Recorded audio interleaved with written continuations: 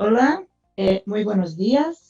Good morning. Antes de empezar, Before we start, I'd like to let you know that this consultation session has English and Spanish interpretation services. In order to enable that option, you should click on the bottom bar in your Zoom platform and choose the language you prefer. the session has English and Spanish interpretation available. You just have to go to the bottom bar on your Zoom platform and select the language of your preference in the interpretation button. Solicito que los participantes mantener sus micrófonos Please apagados. keep your microphones off until you're given the floor. I'd like to welcome all of you to the scientific and academic sector consultation of the 37th FAO Regional Conference for Latin America and the Caribbean. My name is Doclara Sternad. I'm FAO Regional Partnership Officer for Latin America and the Caribbean, and I will be chairing this session. Today's event is being broadcasted in real time through FAO America's YouTube channel and Twitter, from where you can send your comments and questions. Please comment on this consultation and on the conference through Twitter with the hashtag at Conferencia FAO Americas, and also please follow the at FAO Americas Twitter account. For today's session, the idea is to get to know a little bit more about FAO's regional conference through this video that we're going to introduce now, a 2-minute video. So please, let's watch the video. La pandemia de COVID-19 golpeó a América Latina y el Caribe más fuerte que a cualquier otra región del mundo. Y sin embargo, el sector agroalimentario no se detuvo. La región continuó siendo un pilar de la seguridad alimentaria global, garantizando el abastecimiento local y la exportación de alimentos durante toda la pandemia.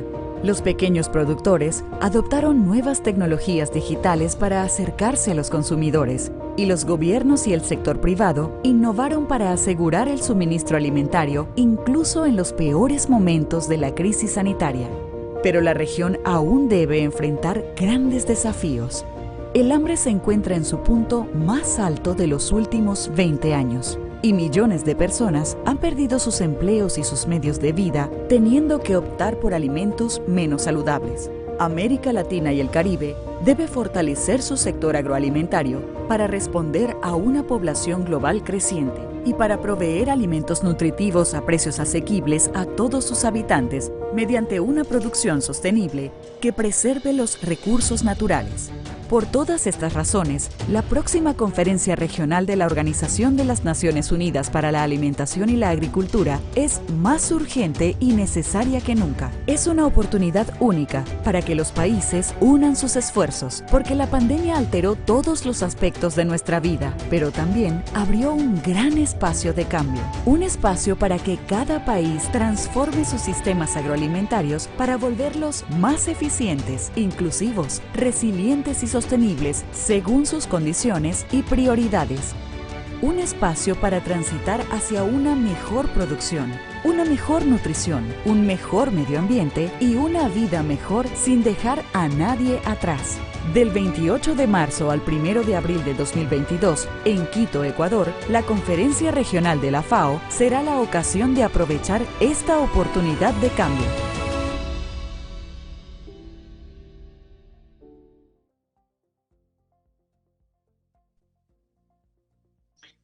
Bueno, sí, estamos preparando, nos estamos preparando Yes, we are getting ready for the regional FAO conference, and for that, FAO is conducting 3 consultation processes with non-government stakeholders. Today, we are going to discuss with you from the scientific and academic sectors. We've held a consultation with the private sector last week, and next Friday, we are going to hold a consultation with civil society in the region. The purpose with this consultation process is to expand the coordination with these sectors listening to your opinions and suggestions about our agenda for the next biennium. So you're all invited to participate today very actively with lots of transparency. Please write down your comments and questions and suggestions in the YouTube chat or right here in the Zoom platform for the Q&A period. We're going to devote more than 1 hour to listen to you. So whoever wants can raise their hand and we are going to offer the floor. Please remember that at the end of the consultation, we're going to take a official picture and we will have to turn on all your cameras. So in order to start today, I'd like to offer the floor to Mr. Julio Verdeye. He is the his representative for Latin America and the Caribbean of FAO. Thank you, Duclair. Dear friends, I'd like to start by thanking you for taking the time to participate in this consultation, in this dialogue. From the point of view of FAO, the main verb during this session is to listen. We're here to listen and to truly pay attention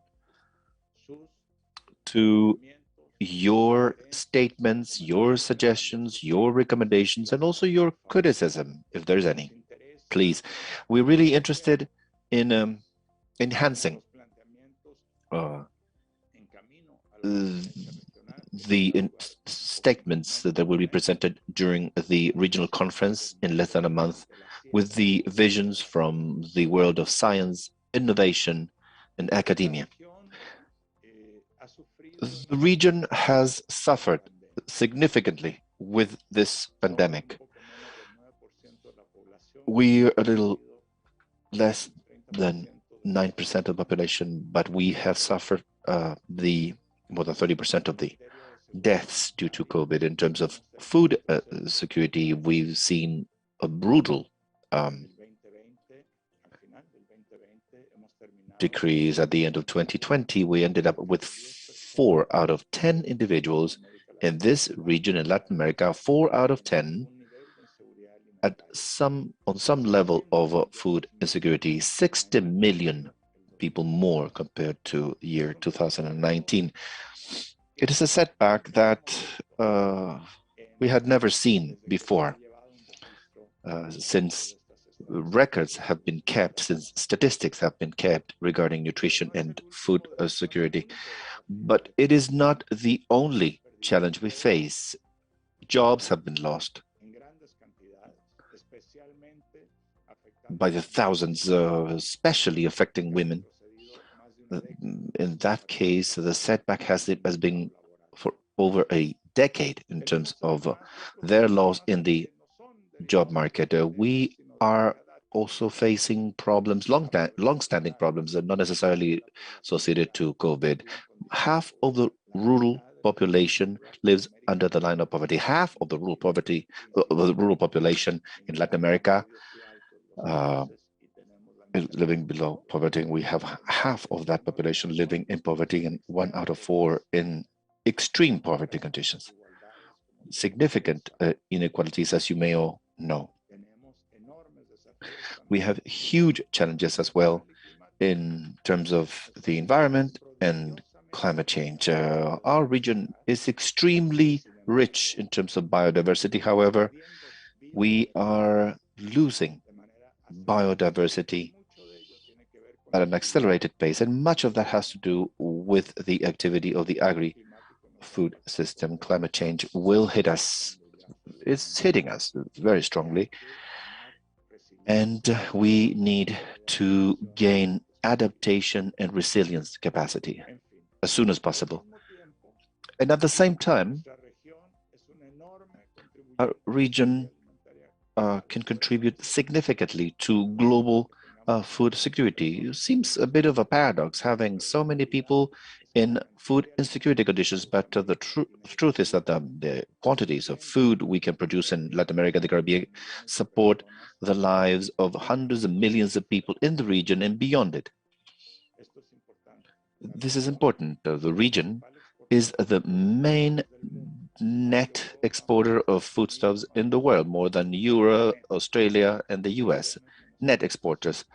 Exports minus imports. So without this region, the food security situation of the planet would be much worse. And just round the corner, in 10 more years, we will have to feed 10 billion people.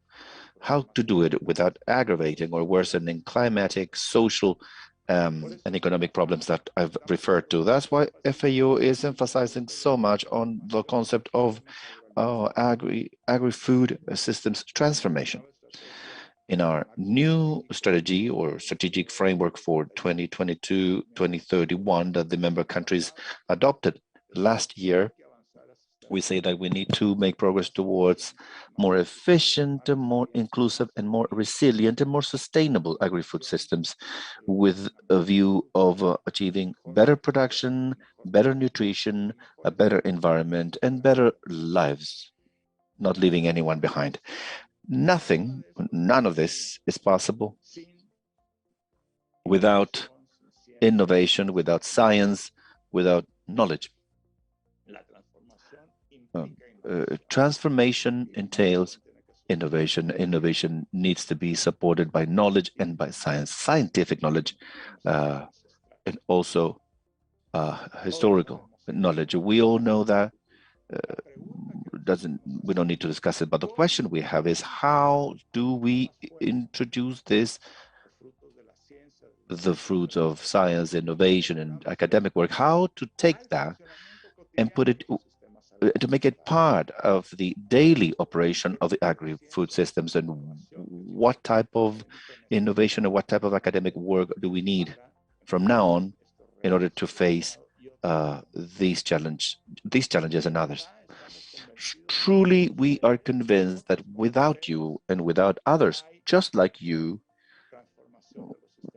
we have no chance to transforming agri-food systems. And if there's no such transformation, there cannot be sustainable development. That is absolutely clear. You're key. You have the key and to the solutions that will help us break through. That's why we are paying attention to what you have to say. Thank you very much for your ideas, for your suggestions, and the visions that you are going to share with us. It's not only about this consultation, because out of this consultation, we hope we will find a process so that during the conference itself, the regional conference itself, as Duclair will explain at the end of the meeting, that during the FAO regional conference, there will be a representative delegation representing the world of academia and science, so that there is an official statement issued by this group. That official declaration becomes part of the official report from that FAO regional conference. That would be the second time, I believe, which we have the scientific world and academia participating, not only as an external observer, but officially as part of the proceedings of the conference, being able to establish dialogue with the representatives of the 33 FAO member states in Latin America and the Caribbean. Thank you very much for your contributions, and we are going to listen now. Thank you. Thank you, Mr. Berleguer. Let us continue with the agenda. Now I would like to give the floor to our regional program leader for FAO RLC, Ms. Maya Tagagi, and she will be referring to the FAO priorities for the region for the 22-23 biennium. Maya's presentation reflects the content of the technical document of the conference, and this was shared with you, in fact, prior to today's consultation. So Maya, go ahead, you have 10 minutes. I will let you know when you have 2 minutes remaining. Thank you, Duca. Greetings to all the colleagues joining us today at this consultation. Thank you for coming today. Allow me to share my screen As Duca mentioned, I will be giving a presentation in Spanish, but you have access to interpreting services in English, and the document per se is available in both languages. So we have seen a video which was introductory and referred to what the conference is all about. We know that this is a high-level official forum for the region where officials talk about the challenges and priority issues related to food and agriculture. We also know that the conference is for the member states. FAO is merely the secretariat, so this is an event for the countries. We are supporting the countries and logically our partners in this whole process. And you're all key players in defining the working areas, priority working areas of the FAO for the biennium. And also, it's important to mention that there will be a report that will include, logically, the government statements, the observer statements, etc. So this report also serves as input for the organization's other regional conferences.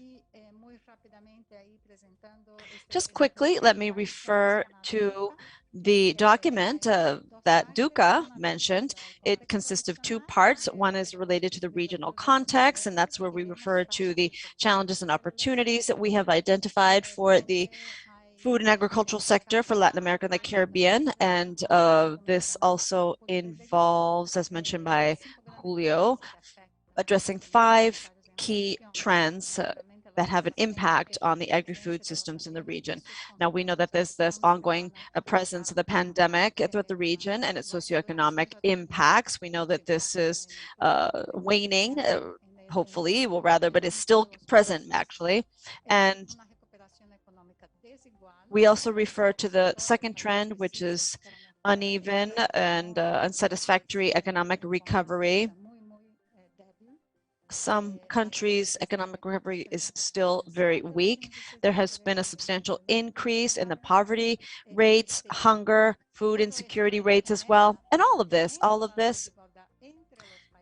fosters or furthers, rather, this growing gap of inequality between the countries and within countries. And this is obviously coupled with the environmental and climate crisis, which is related to increase of disasters, intensity of disasters, and erosion, etc. Now, what are some of the challenges and opportunities? Well, these are related to the 4 betters that we have also referred to in the video.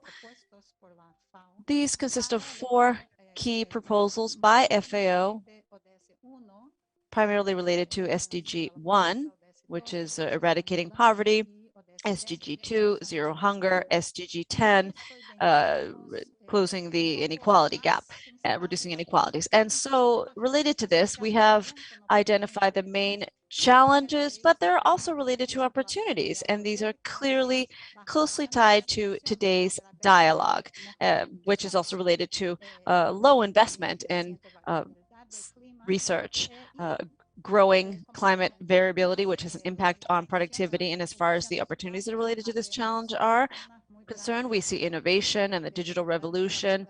There are significant opportunities here to boost production, for example, and sustainable production.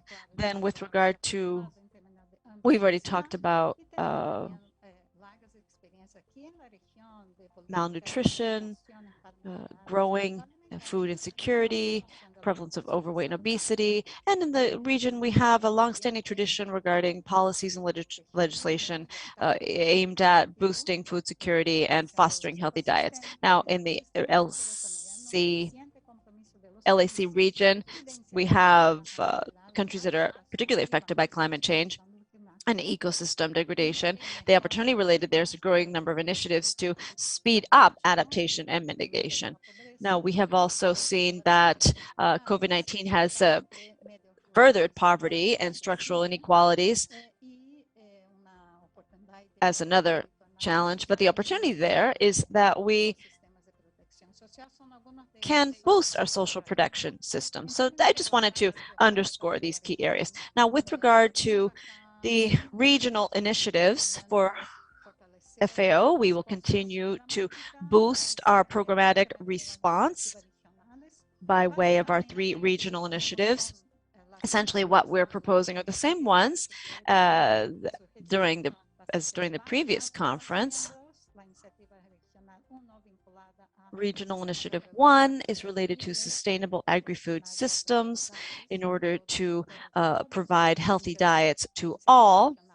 Regional Initiative 2 is having prosperous and inclusive rural societies, and Regional Initiative 3, sustainable and resilient agriculture. Now, all of these are related to the 4 betters and the priority programmatic spheres.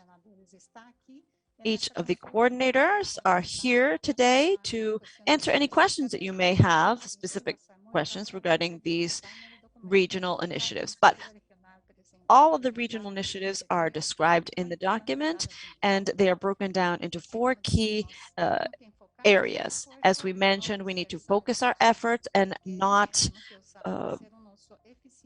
lose sight of the goal, and we need to be more efficient in terms of our resources and also have more of an impact. And that's why we are focusing on 4 key areas under each regional initiative. Regional Initiative 1's 4 key areas are contributing to reverting the hunger rate and boosting food and nutrition security, ensuring physical and economic access for healthy food and nutritional food to secure healthy diets. 3 is to provide support for policies and programs aimed at reducing overweight, obesity, and communicable diseases related to diet. With regard to Regional Initiative 2, the 4 key areas are also related to the challenges and opportunities I mentioned earlier. For example, protecting rural livelihoods, boosting productivity, and expanding economic opportunities, fostering equitable rural societies by way of economic inclusion of women, young people, indigenous people, Afro-descendants in the rural realm. Now, the idea here is to close the inequality gap, and clearly that's a challenge related to these groups. And also we are seeking to further empower them. And 4, to provide support for implementing the mano a mano or hand-to-hand initiative.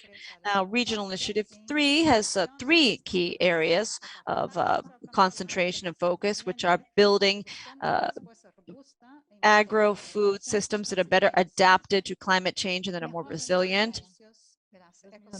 You have 2 minutes. Improving ecosystem services and biodiversity services for better production and reducing greenhouse gas emissions of the agri-food systems. Now, on the right, I didn't have time to mention this, but these are the key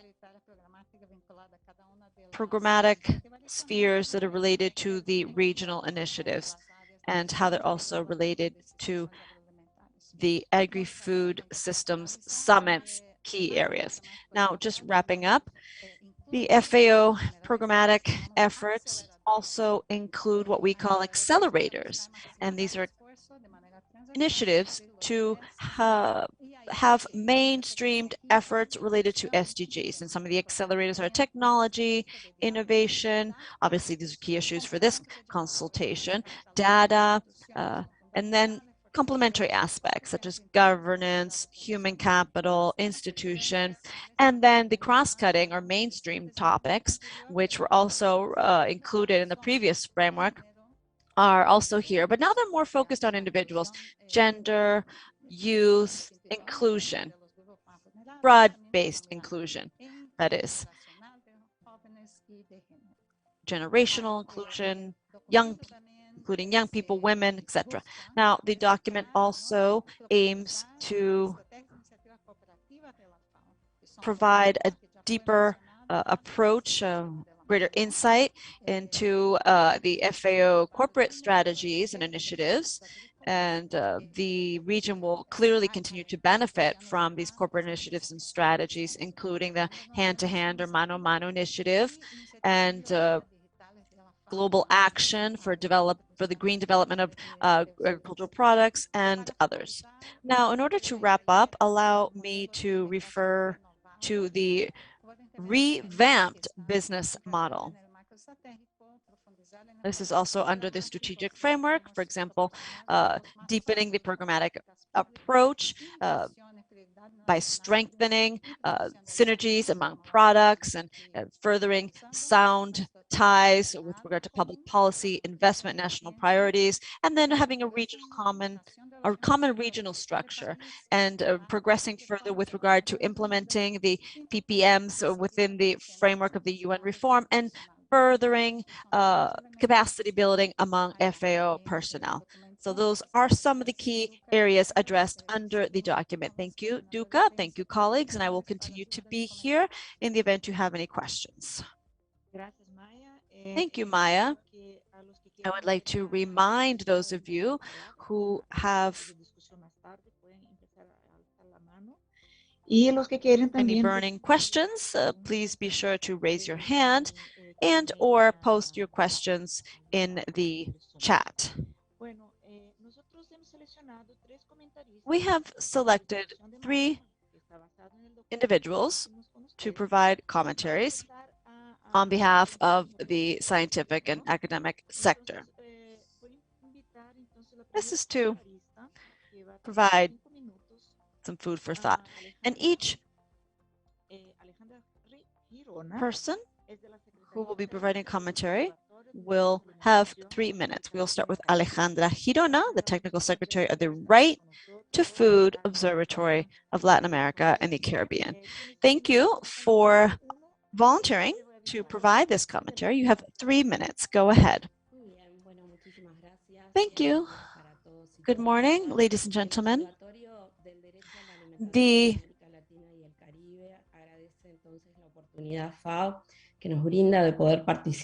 Observatory for the Right to Food is very pleased to have this opportunity to be here. And secondly, we would like to commend you for the document related to this event. Now, clearly, logically, when we talk about food and eating and nutrition, there are many ideas crop up, but it's also challenging to have a document that specifically refers to the current context and that also contains short and mid-term goals and a consensus among such a myriad of sectors addressing so many topics. I know that's challenging. Of course, from within our observatory, we are fully convinced that at the end of the day, we need to reach a roadmap that we're all in agreement with to have healthier lifestyles in lives. And this would be in benefit for those within our region and specifically for those who are facing inequality and poverty. Now, we work with more than 90 university institutions, and we were founded back in 2017.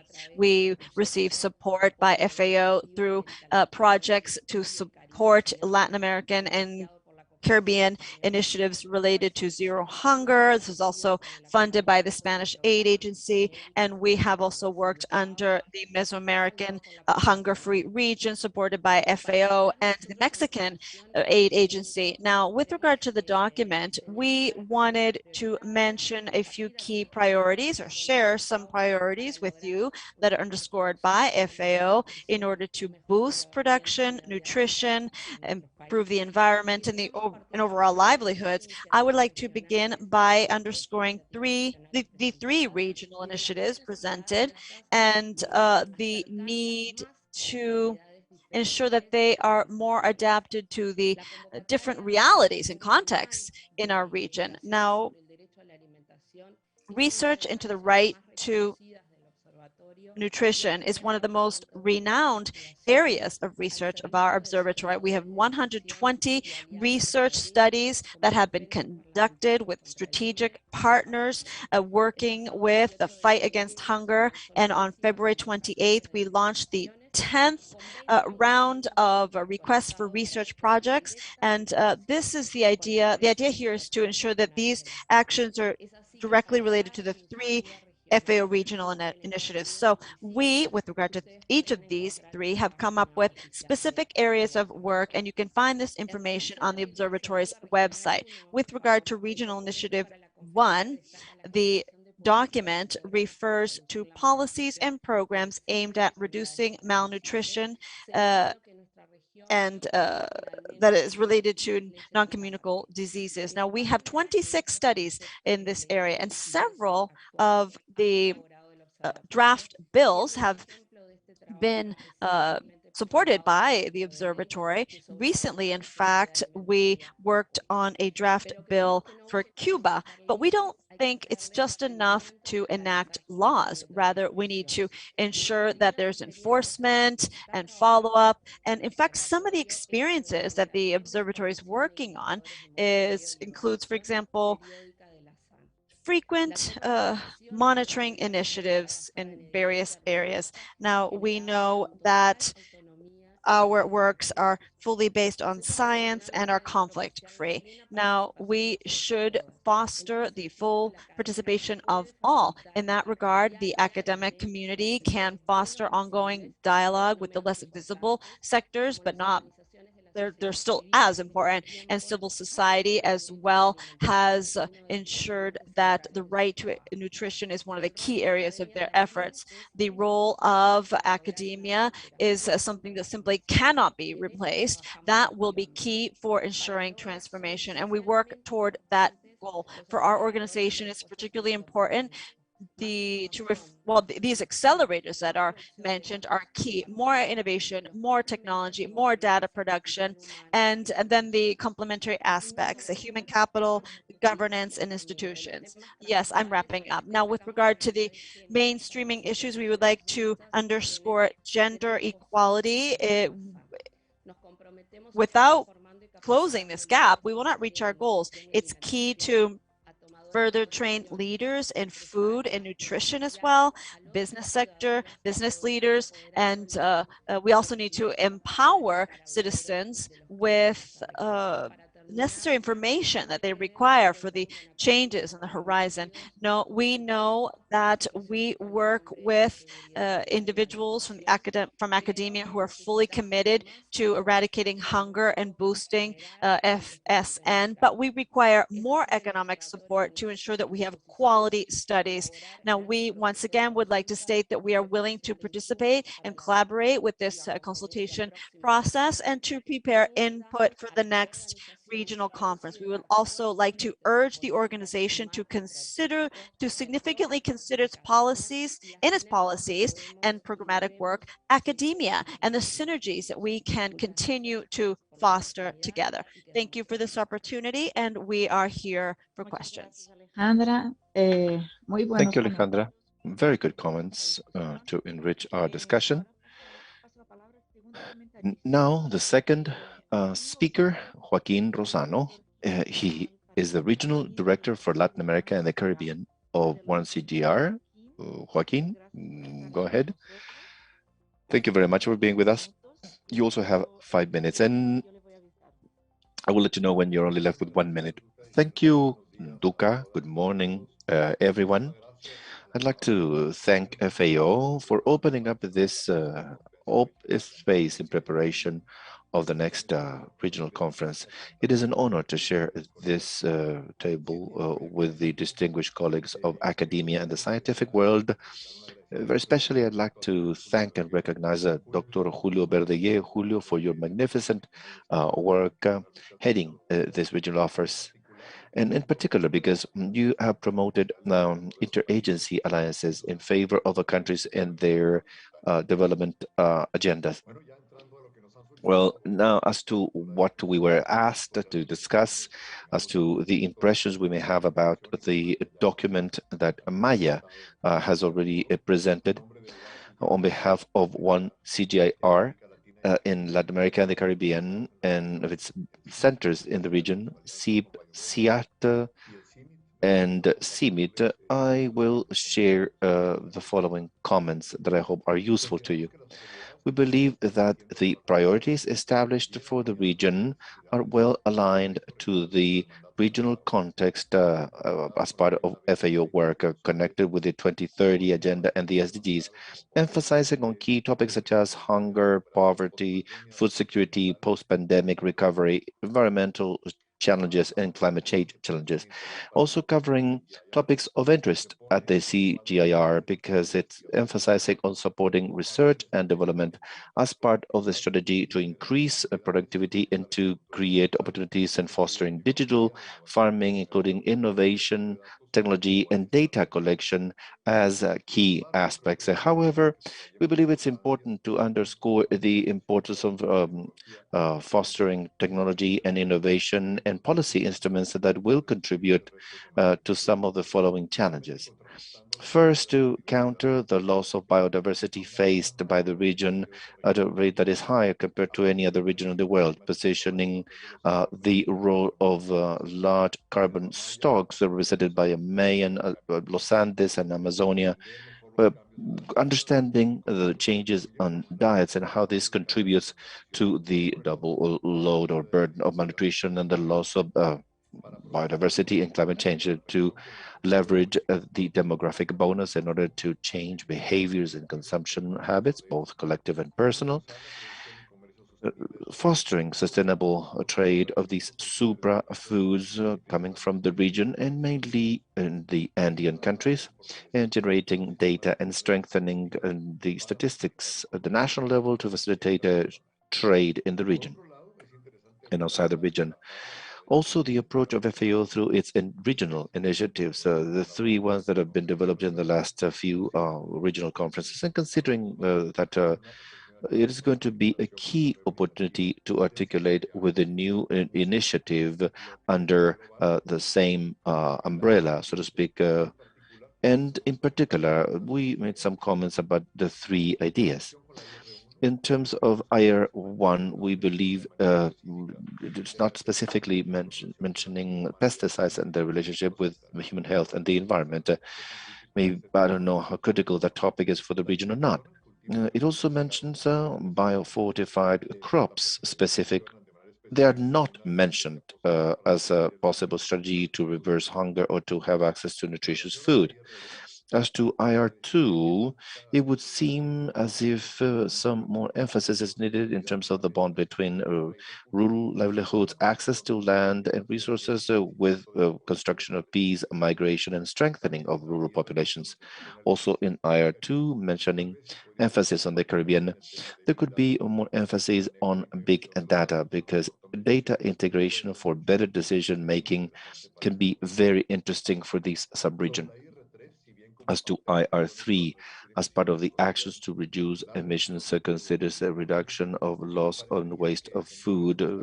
It would seem that we need to emphasize more on actions in order to treat waste such as biofertilizers, contributing to circular economy and reducing the dependence on agrochemicals and contamination. This regional initiative number 3 that I believe supplements our AGRI-LAC in the CGIR, because we're also associate members of PLACA since its establishment by FAO and ICLAC, and we provide technical assistance to the different work groups. So across the board, we believe it is very important to note that although there's an emphasis on the role of research and development and information management, maybe we don't hear enough about knowledge transfer, which is key for innovation and knowledge to reach out to the poorest. Maybe we need to consider the support to agricultural research objectives. I'd like to, you have 1 minute left. Thank you. I'd like to say that from CGIR, we offer our help to supplement and collaborate together with FAO and all the members in the region on aspects such as science-based innovation, knowledge, products, technology, services and solutions, building specific capabilities, governments or organizations, providing advice from our point of view on science and research in terms of the impact of policies, institutional arrangement, investment, and also innovative finance. In summary, We see that there is fertile ground for collaboration between one CGIAR and FAO, which is the application of science for the development of technology to achieve a better production and better nutrition, a better environment, in a complex context that we find in this region exacerbated by the significant inequality gaps because of climate change and now due to post-pandemic recovery. Thank you very much for this invitation, this space to our sector, and we'll be following up. Thank you for your contribution. We are taking note of your comments, and please make your comments and post your questions in the chat. We are going to go now to the last speaker commenting on the document, Nicole Harari. She is a researcher of the World Overview of Conservation Approaches and Technologies, WOCAT. Nicole, you have the floor. Thank you very much for being with us. You have 5 minutes, and I'll let you know when you're only left with 1 minute. Thank you for the invitation. I will try to speak in Spanish. Thank you for giving us the space and the time to participate in this consultation as the World Overview of Conservation Approaches and Technologies, which CIAD and FAO and other centers are part of, and also here in University of Bern in our development center, an environmental center of which we're all part and are also part of this world consortium. Well, the document on FAO priorities for the region is quite thorough and adequate. We believe it is important to reinforce the idea that one of the opportunities in the region is to consider the advanced knowledge and local capabilities that exist. Universities and research centers, both applied and basic research, national outreach centers, and the human capital in Latin America constitute a unique base to achieve the 4 betters of FAO. National information systems, the information that's generated, and the data transparency in Latin America are an example for many regions of the world, and they represent an opportunity that cannot be forgotten, and in which that should consider the integration of the regional initiatives of FAO. For example, in our context, prioritizing sites and actions in the restoration and sustainable management of the land. This will contribute to sustainability in time and the ownership of this progress. And in that sense, it is a key to reinforce South-South cooperation, including academicians and politicians in Latin America and the world, which will generate benefits not only in the region, but also globally. Another important aspect is to avoid degradation, and with that, to prioritize the rehabilitation of the different ecosystems. Latin America represents for the world a biodiversity reservoir and also of genetic resources that will provide high-quality food to the world. And in spite of the significant changes that have happened in the last few decades, it still has a significant part of its territory covered by healthy ecosystems and soils that are also productive. The efforts and investments are those destined to avoiding and reducing degradation, more than to just reverse it. Many countries in the region have made progress in their monitoring systems and also in terms of its legal framework. We do believe that it's key to integrate these initiatives and to support these initiatives, prioritizing those efforts that are aimed at promoting rehabilitation and protection. In those cases in which resources are devoted to reverse degradation, site prioritization is key. For example, riparian vegetation represents a key ecosystem for connectivity of ecosystems and their biodiversity, the regulation of the hydrological cycle, the health of the inhabitants and production. Keeping the health of the land and of the water through holistic approaches and systemic approaches that are based on sustainable land management and water management are key to achieve the four betters. And in that sense, with the FAO projects and programs, they represent an opportunity not only to collaborate in specific cases with the academia, but also for the co-development of tools and methodologies and knowledge in the long term, involving also the youth and the students. Thank you very much. Thank you. Right on time. And so we'd like to thank the interventions by Alejandra, Joaquin, and Nicole. And from now on, we're going to open for questions and comments from all participants. With us today, we will have approximately 1 hour. And we have to close this hour space so you can comment our 3 leaders of the regional initiatives. Daniela Godoy, she's a policy officer in charge of the Sustainable Food Systems Initiative in order to provide healthy diets to all. We also have, and we'll also give his views, Luis Beduski. He's a policy officer but in charge of the Hand in Hand for Prosperous and Inclusive Rural Societies. And finally, Maria Soledad Bastidas.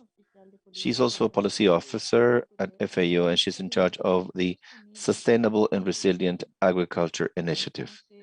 So I have one hand up from Paulo from Universidad de Sao Paulo, Rio Grande do Sul. You have the floor.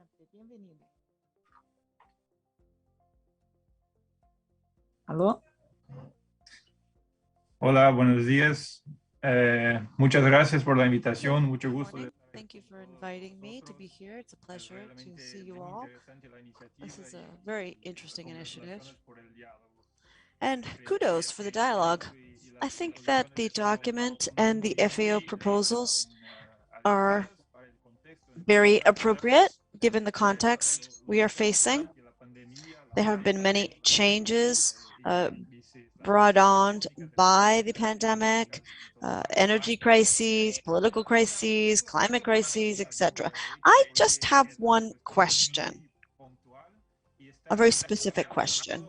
And this is related to primarily what we did with FAO support in recent years related to agroecology. So for quite a while now, FAO has been one of the key organizations globally addressing the importance of the agroecological system for transitioning towards healthy, resilient, sustainable agri-systems. But I had some difficulty understanding why agroecology is not more directly referred to in the document. Now, there are many agroecological practices, agroenvironmental practices, for example, bio-inputs, pesticide controls. For example, I agree with someone who mentioned that could be more present. But at the same time, we know that it's very important to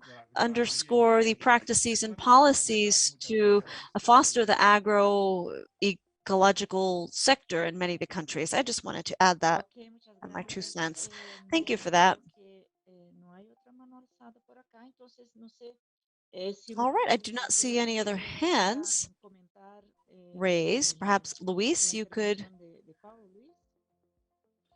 talk or refer to Luis's Paulo's comments.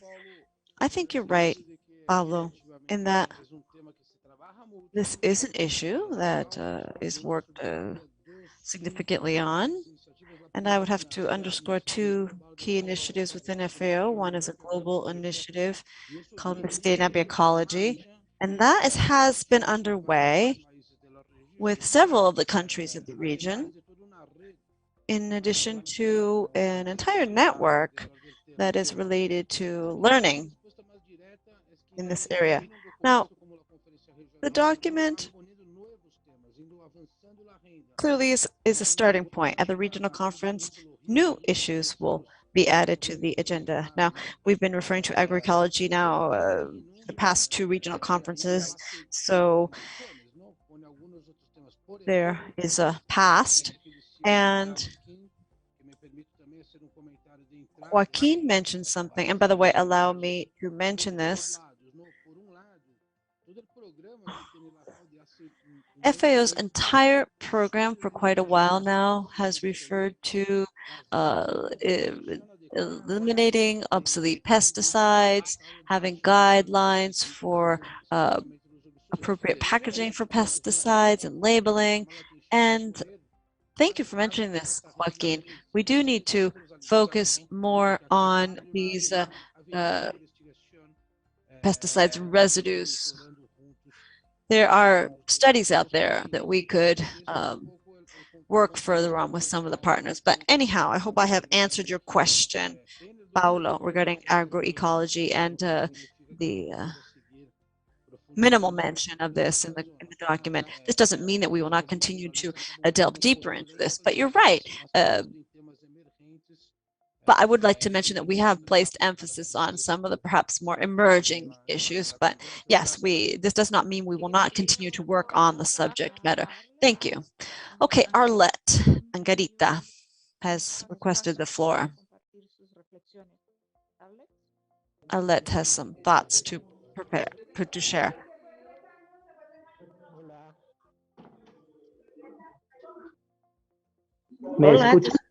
Sí, te escuchamos. Can you hear me? Yes, and everyone else in the background, unfortunately. Thank you. Si puede tomar un minutito solo para presentarte de dónde vienes. Perhaps you could introduce yourself, your name, where you come from, just quickly. Good morning to all of you. My name is Alex Angarita Leighton. I'm from Colombia. I am a member of a network of higher education institutions fostering agroecology and family farming in Colombia and the National Family Farming Network. I would like to thank you for this opportunity. I would like to mention that this is very important for Colombia. Now, we have the National Family Farming Network, which serves peasant, indigenous, Afro-descendant farmers, fishers, and artisanal producers nationwide. This network works with more than 170 other national organizations and many higher education institutions are involved here as well in order to boost their work. Now, family, ethnic, community, peasant, indigenous farmers are involved in their organizations, and we work closely with higher education institutes, establishments as partners in this network.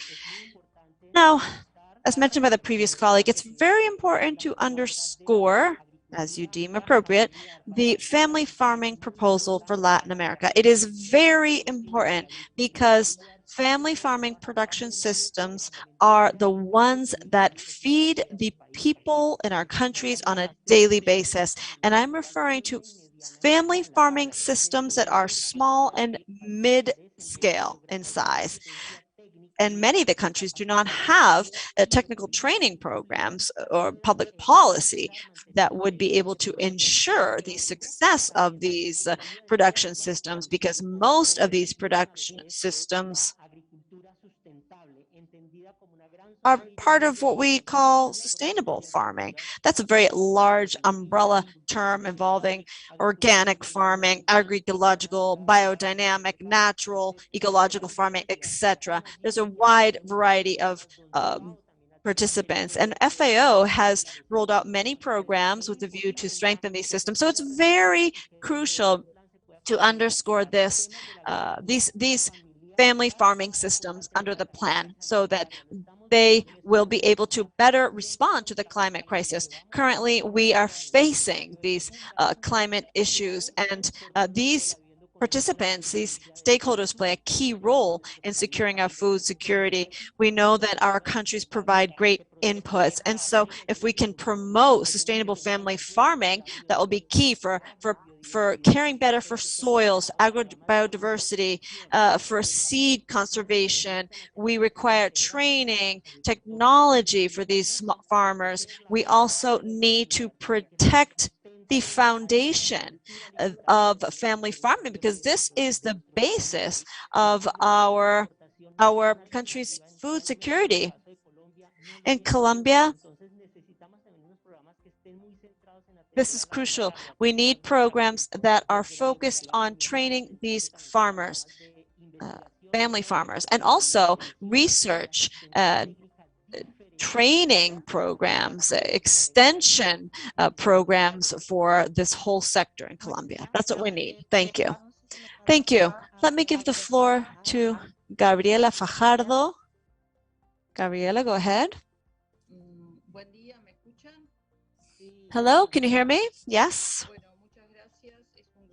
Thank you for this event. I'm here on behalf of a Uruguayan Organization for Food Security. I would also like to underscore the importance of furthering FAO's role as a liaison between academia and decision makers and governments, all with a view to ensuring that they receive this wealth of literature and publications that have been carried out for decades. Often we feel that the literature does not actually reach those individuals who are taking the key decisions related to our food and nutrition. Now, also, it's important to develop new strategies that would allow for these research processes to continue over time, reasonable timeframes, of course, because we are all fully aware of the fact that these nutrition and food related issues do not arise overnight. And it's important for the work that has been published thus far to be better disseminated. We also would like to see more joint actions and regional level research projects that obviously would be much more of a contribution for the governments and decision makers. Thank you. Thank you. Allow me to now give the floor to Iris Ordóñez Guerrero. Hi there. Good morning. Go ahead. Good morning, ladies and gentlemen. I am Iris Ordóñez on behalf of Peruvian Office of the Catholic University. I agree with many of the previous comments, but there are two that I would like to underline because they are of great concern to us as within the university and community and academia. Now, we do believe the document makes sense. There are strategies that focus on the various dynamics that have been underway in our countries from a territorial perspective in terms of private investment in production. I'm referring to those companies from abroad and not necessarily from Latin America who are here to invest in agri sector, but who do not have well-established regulatory measures. There's no enforcement or oversight. And so all of these investments, most of these investments, are being earmarked for monocrop production.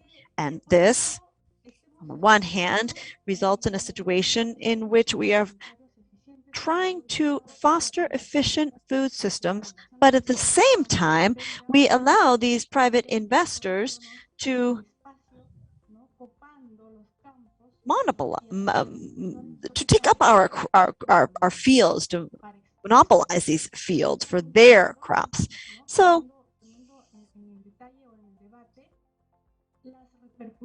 I think the debate is skipping over the repercussions of these private investment monocrops and the impact that these are having on our people. So that's my first concern. That is, let us consider different mechanisms, ethical, regulatory, what have you, to regulate the intervention of private investments in agricultural production systems.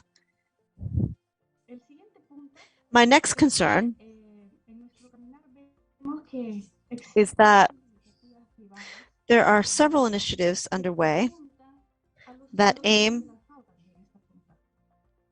in the same direction as FAO's actions. For example, in Peru, there are a variety of different actions underway that converge and are aligned with a lot of FAO's activities. So I think it would be necessary for us to reinforce those linkages and partnerships with those institutions so that we can all head in the same direction. Those are my two main concerns. And as I repeat, we agree with the concerns expressed before us by the previous speakers. Thank you. We go to Eugenia. Maria Eugenia, go ahead. Yes, good morning. Can you hear me? Okay, well, I'd like to thank you all for organizing this very important meeting. And I'm happy that Fondagro is able to express what we see from Latin America and the Caribbean as well.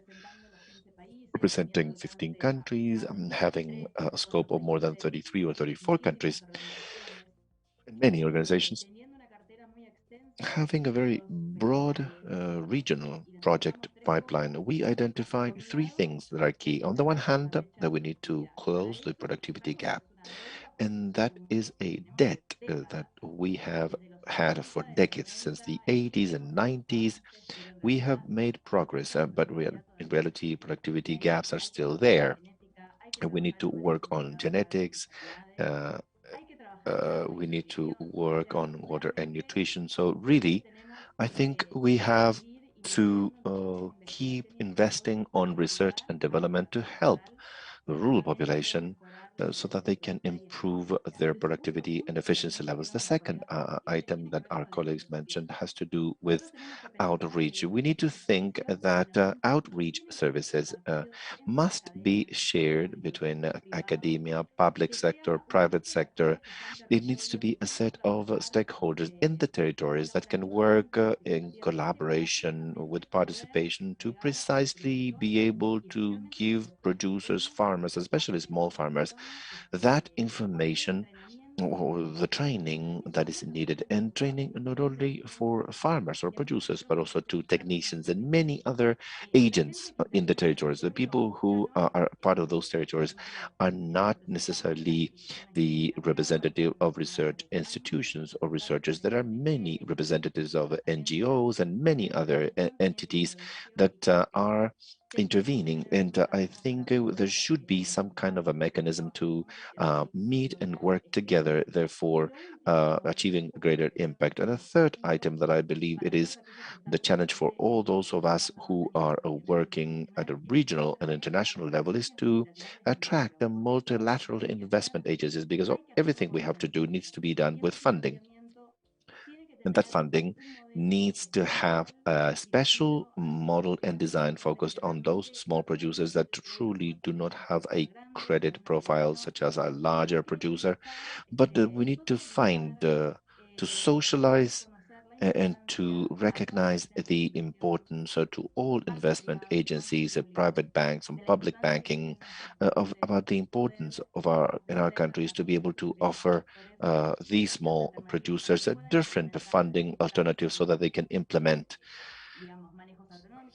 this type of knowledge, new technologies, irrigation equipment, seeds, and all those things that we know are needed. So without further, I'd like to thank you again from Fontagro, the possibility of being part of this, and I'm open to any further exchange that arises from this. Thank you very much.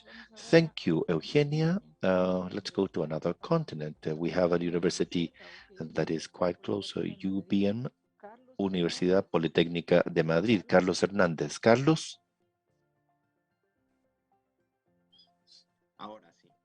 Yes. Good morning. Thank you. My name is Carlos Hernández from Universidad Politécnica de Madrid in Spain, Ingeniería.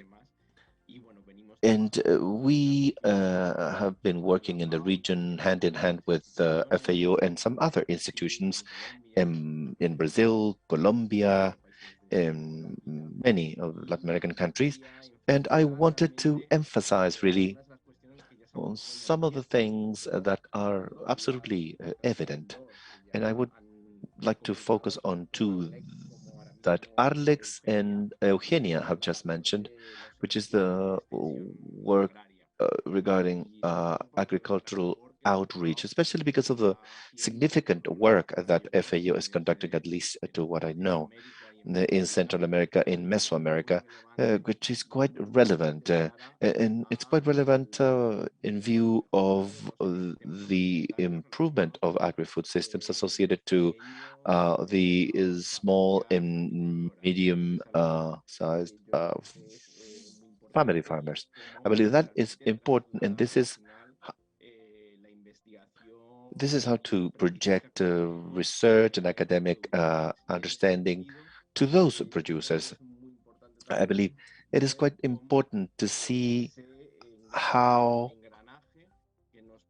to grease those wheels that will allow us to take that research and development and use it to solve the problems, especially for small and medium-sized farmers and families, in order to improve global agri-food systems.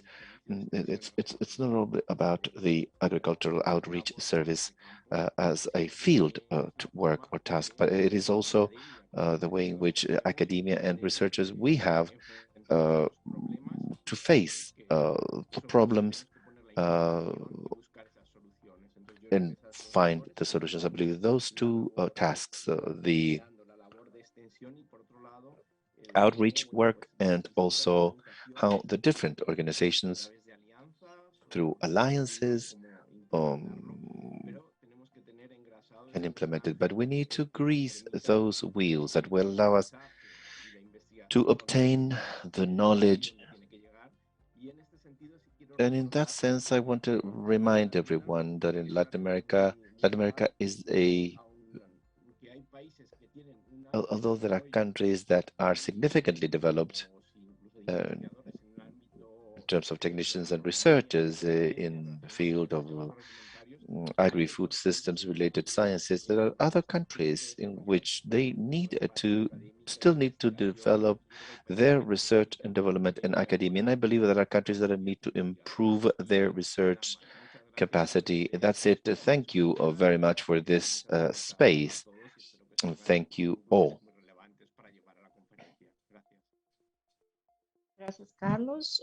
Thank you, Carlos. Let's go to the next participant, Ingrid. Ingrid, go ahead.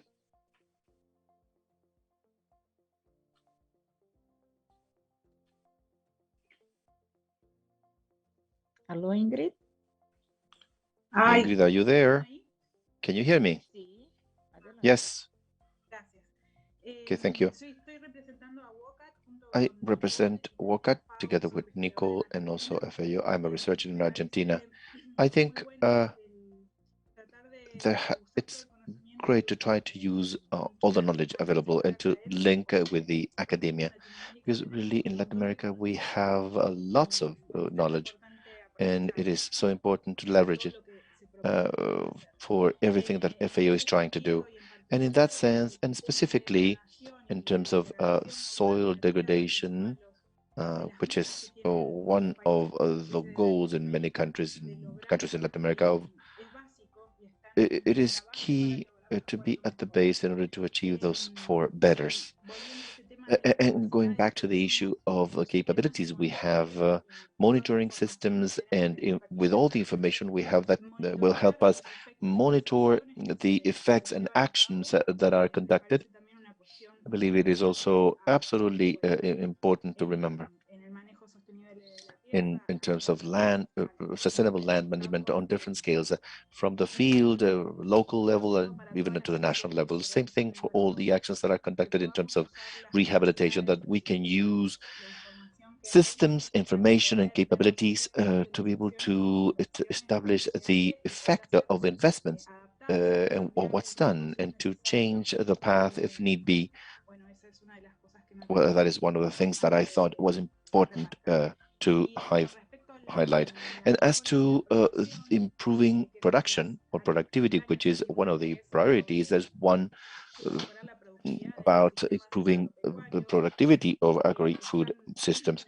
And that are part of the document that was shared related to the SDGs of the 2030 agenda. I think it is important to highlight that it would be also important to include the SDG 15.3, which is the land degradation. There's 15.2 as well, but really it is directly related to neutrality in land degradation. Ways of producing, the more sustainable and more efficient. It is at the heart of that is my contribution, and thank you very much. Thank you, Ingrid, for supplemented what Nicole presented. So we will go now to the University of Antioquia. Teresita Alzati. Teresita?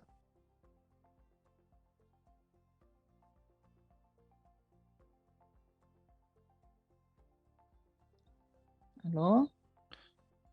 Hello. Ahora sí.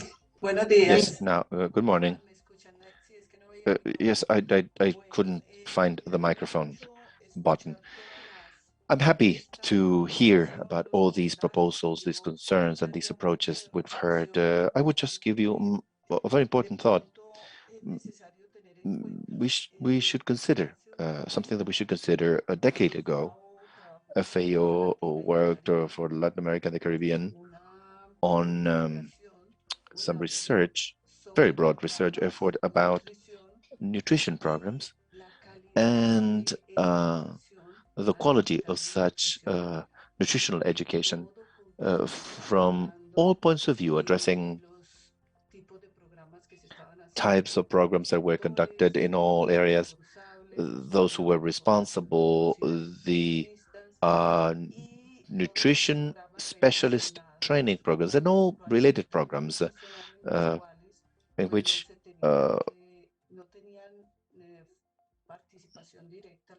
the nutrition specialists had not direct participation, but what training they could get to achieve something very important, which is, I believe, it is considered pedagogy for self-care, pedagogy for health care.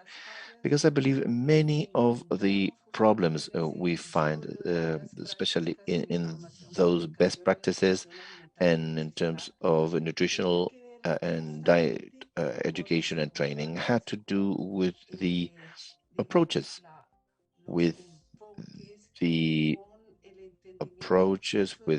understanding that 40% in most of the countries it was found that best practices were being applied. What does that mean? It means that whereas the capabilities of the people, the professionals that can responsible not only for generating knowledge, but also the social ownership of such knowledge. If we are not trained in those capabilities to generate empowerment, discussion, and selection and what's appropriate for the dialogue that is needed, I believe it would be very difficult to transcend what was identified years ago that probably may still exist. I think the educational component in terms of the mediators would allow us to change those expectations or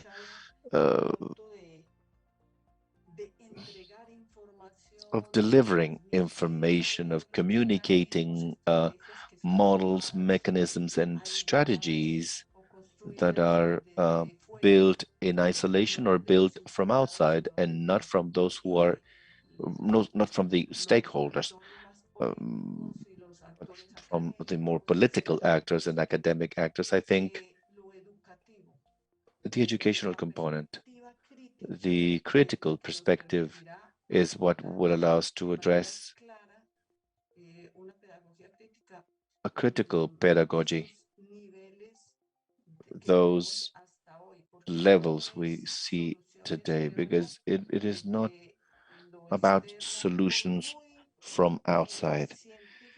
No matter how scientifically valid these initiatives are, even considering agroecology, loss and waste will not change if we do not have social benchmarks in terms of what's happening, what are the concepts behind it. So there are so many aspects that are worth discussing and collecting and modeling the way in which we as stakeholders must transform them and be trained to be able to train and to be empowered to be able to empower. I think that there are benchmarks, there are references, and there are ways of collecting the value of that research and to include them in these types of initiatives that I believe are fundamental. And these were investments in those research efforts. So I think it is absolutely fundamental because we can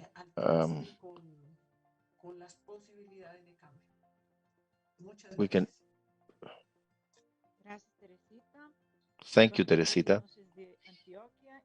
So out of Antioquia, south of the continent now, Playa Ancha, Valparaíso, Chile.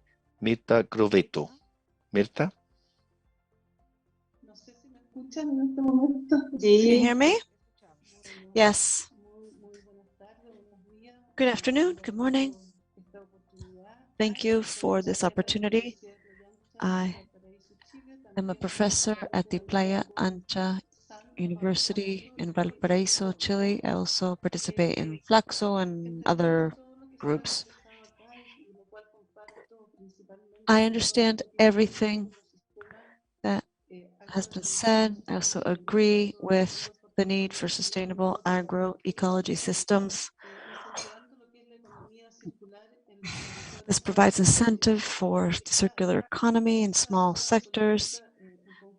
These joint policy actions, together with municipalities or local authorities, are key to bring about these virtuous cycles, which in the end allow for greater visibility and use of local systems. Now, there's another variable related to the non-communicable diseases globally and how this affects food systems. Now, There have been many processes underway in recent years aimed at taxes on poor quality products, poor quality in terms of nutritional quality, that is, processed foods. These are key parts of Latin American and other regional diets. So, how are we going to continue to provide incentive for healthy diets if we know that when there's food insecurity, some of the products in the baskets are not necessarily fresh fruit and vegetables? So we need policy proposals that go beyond labeling. Of course, that's important, but we need to foster the consumption of legumes and vegetable proteins and the consumption of fresh fruit and produce, which unfortunately are things we're unable to achieve in the lower income sectors. We also know that there are critical, important nutrients in these foods that protect us against cardiovascular and other diseases. And these are the ones that are simply absent in our diets. I think it's important to address the issue so that we can provide incentive for policies that will aim to either subsidize by way of prices, I don't really know, and that's a challenging issue, so that we can foster greater consumption of fruit and produce. That's on the one hand. And on the other hand, I wanted to refer to the previous colleagues' comments in that it's important to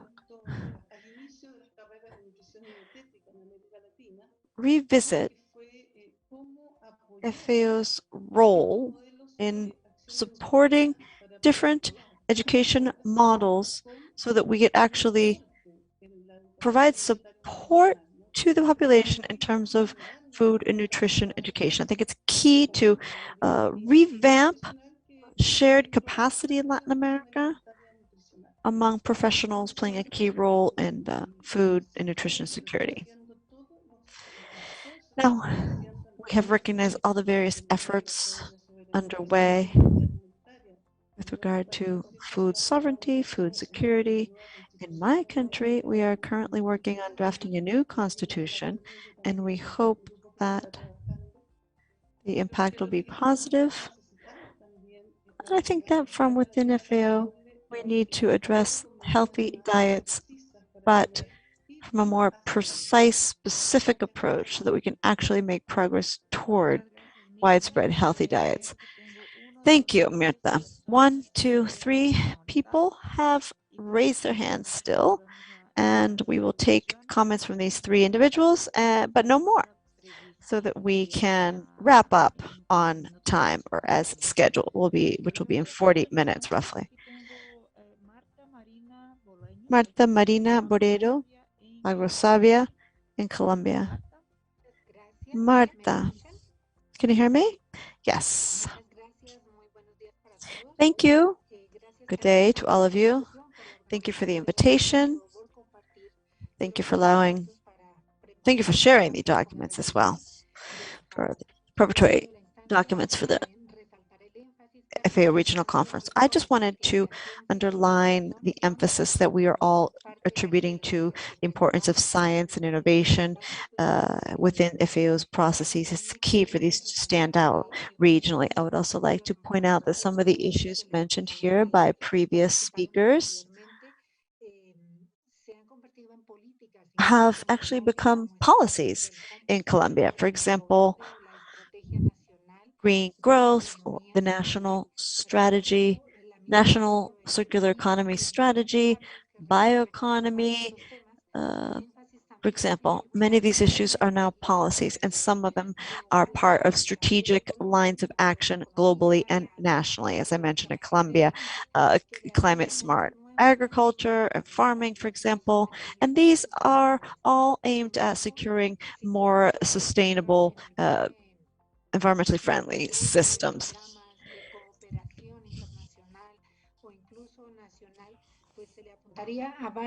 Now, with regard to national, international, regional programs. I think there are several initiatives out there to foster food security, and that would allow us to secure SDG 3 or SDG 15, based on what Ingrid just mentioned in terms of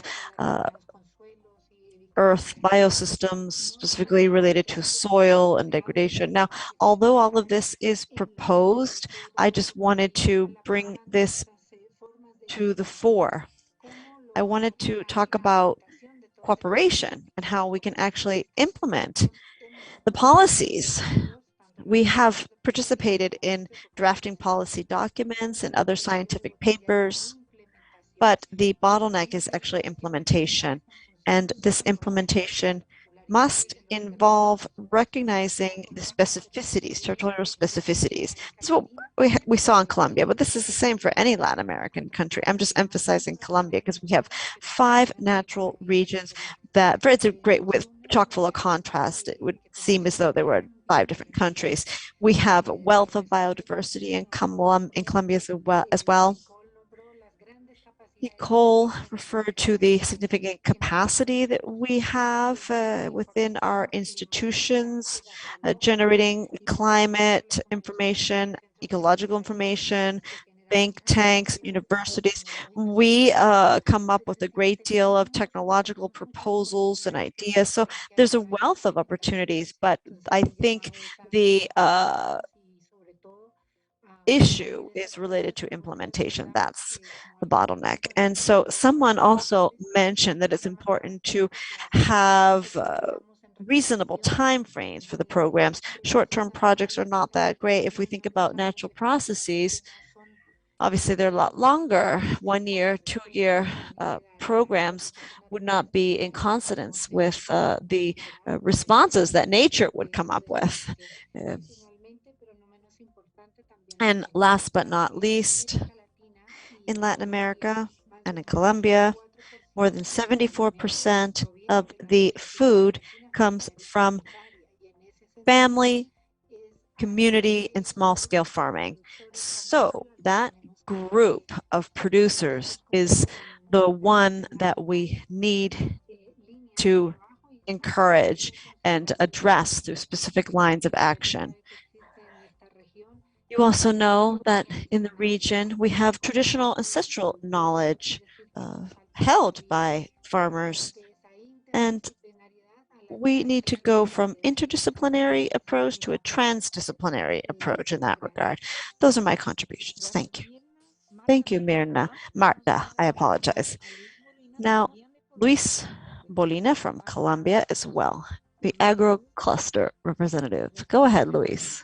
You're the second to last speaker. Good morning. Can you hear me? Yes, we can. Excellent.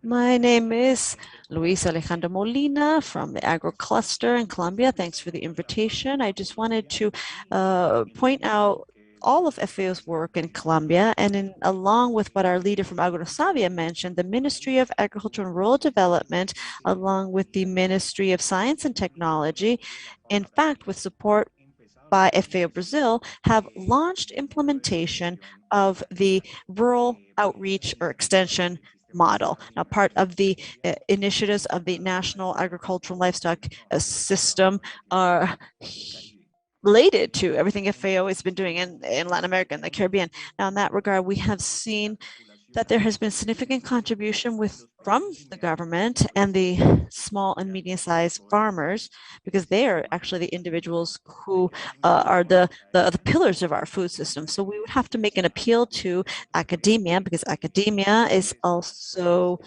working with different actors and scientists on designing these technological instruments for sustainable, clean, organic farming. So we have natural wealth, and we need to foster the participation of the Positive Biocarbon Project and the alliance with the Partnership with Biodiversity. That's where we have great wealth, environmental and productive wealth. We really need to focus on that. And each of the key pillars of the SDGs involve quality education. Therefore, from within the agro cluster in Colombia, and as in my role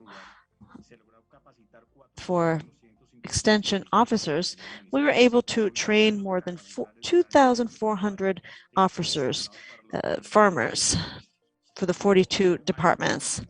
There's something else very important worth mentioning. Given the diversity in Colombia, SDG 15 regarding land ecosystems and protecting them is key. We are environmentally responsible and related to tourism and agriculture in our cluster. So we have had working groups to bring about the necessary linkages to boost soil productivity and yield. If we refurbish or focus on soils, we can gain a centimeter a year, and non-responsible mining has resulted in a significant environmental impact. Colombia is an agro system, but it is working towards being more agro-industrial. And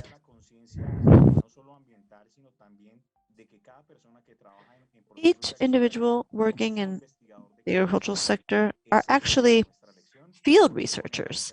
That's our experience because we have seen this, and that's what we need to continue focusing on. Thank you. Thank you, Luis. Next speaker, final and speaker for today.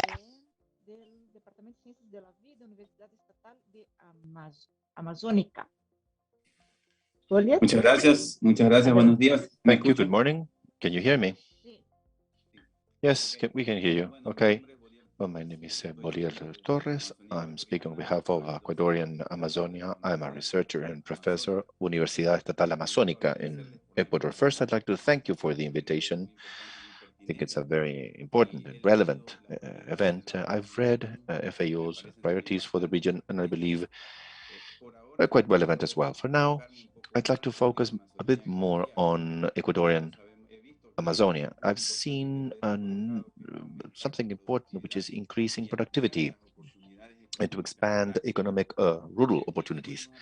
And we can realize that throughout Latin America, we have very heterogeneous rural livelihoods. In Ecuador, it is extremely heterogeneous with significant cultural diversity we have here.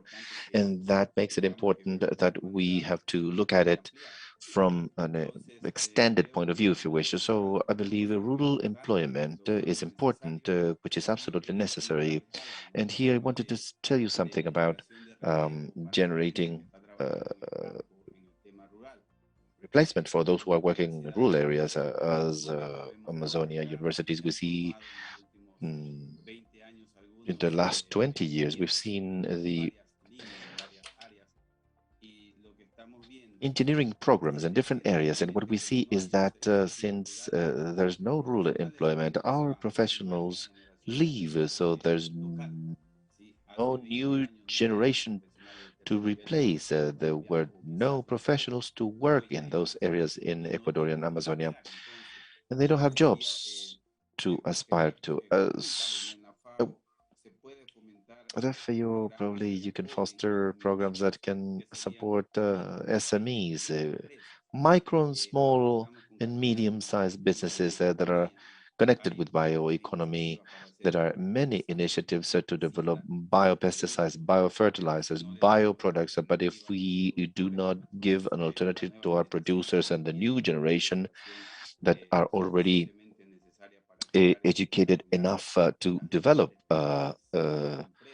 these micro and small, medium businesses, we will not be able to achieve the goals that we need. We need to achieve the SDGs, and there we have a large number of people who are already trained.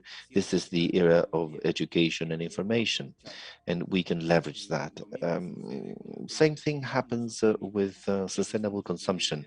Sustainable consumption is necessary because then we have sustainable products, but there's not the necessary opening, at least here, in which a population, or either local or national population, may be interested in actually consuming sustainably. So those are the two topics, the micro and medium micro, small, and medium-sized businesses, and sustainable consumption.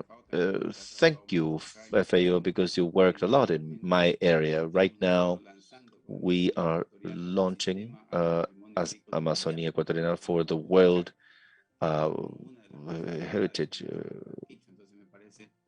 Quechua initiative. So I believe it's very interesting to what you see with FAO in Ecuadorian Amazonia.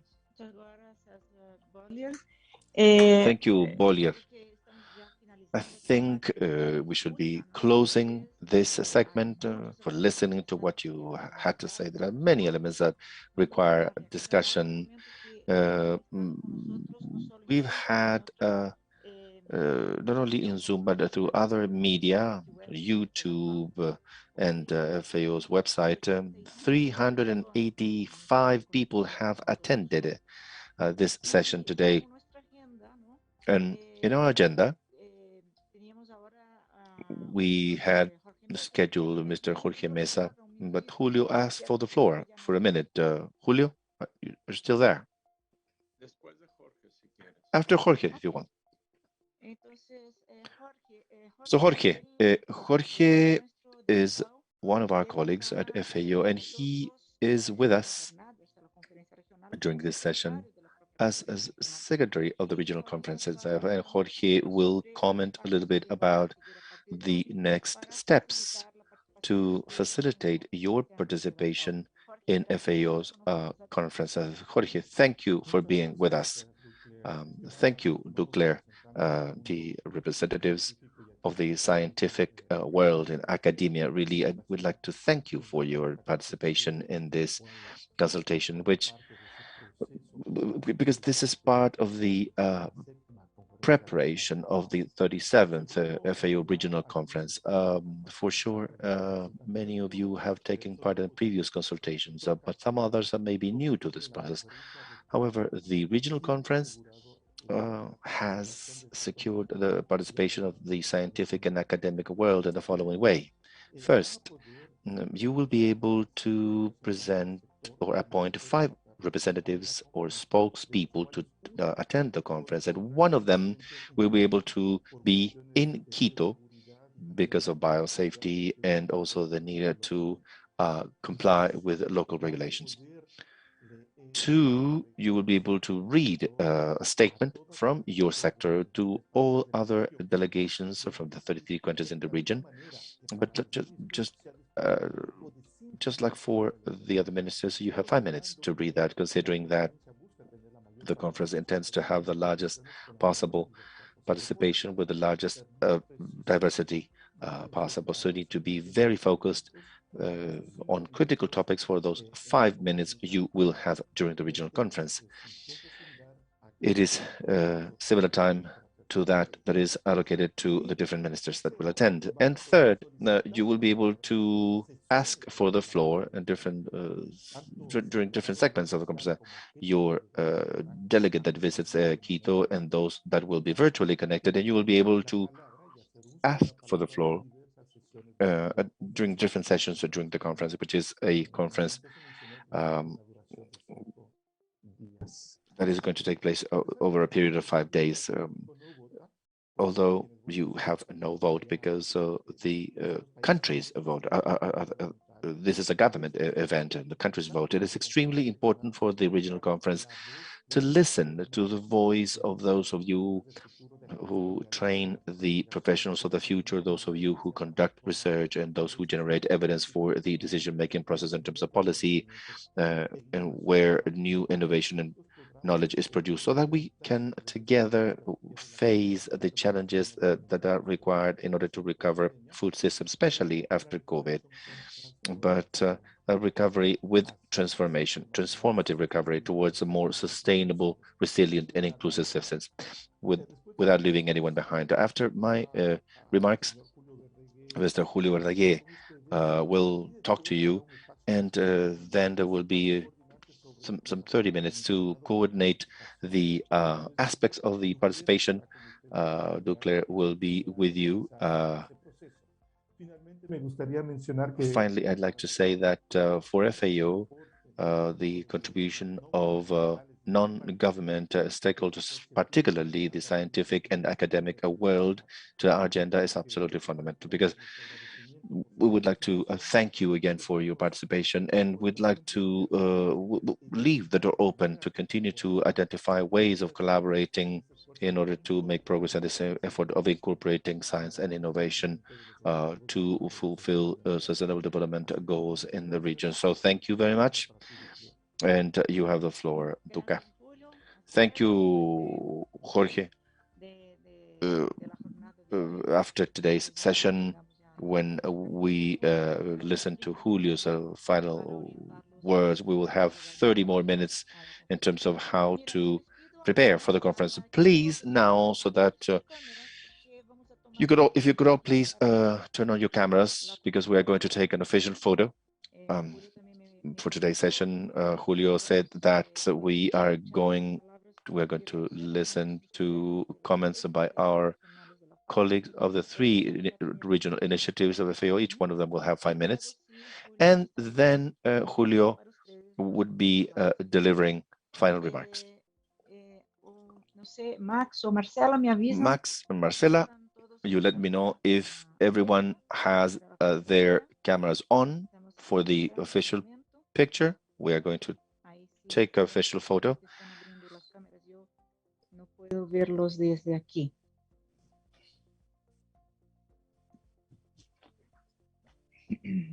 Me avisan, Marcela o Max. Please let me know, Marcela or Max, whenever that is done.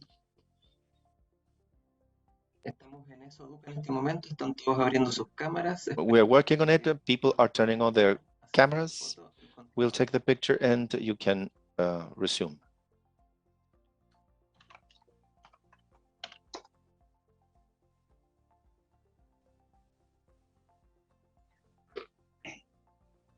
Ahí parece que va.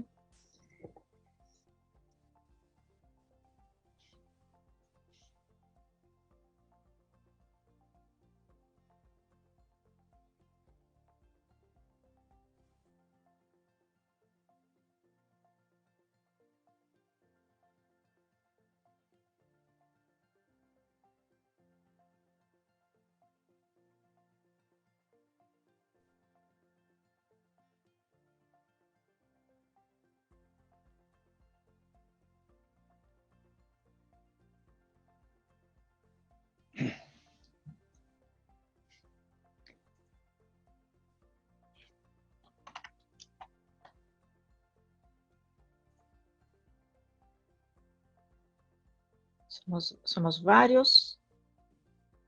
Somos 75 aqui em Zoom. It's several of us. It's 75 of us here in Zoom. Estão despiertos.